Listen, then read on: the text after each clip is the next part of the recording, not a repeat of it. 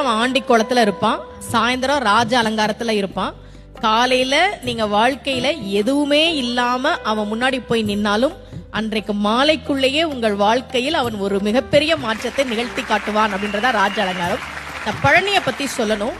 தமிழ்நாட்டுல முதல்ல ஒரு கோவில்ல தங்கத்தேர் வந்ததுன்னா அது பழனியில தான்.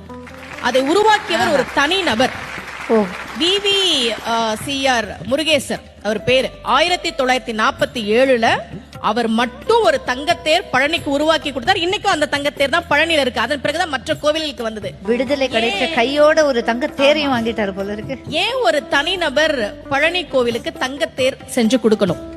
அவருக்கு ரொம்ப வருஷமா குழந்தை இல்ல. முருகன் கிட்ட, பழனி முருகன் கிட்ட மனமுருகி வேண்டார்.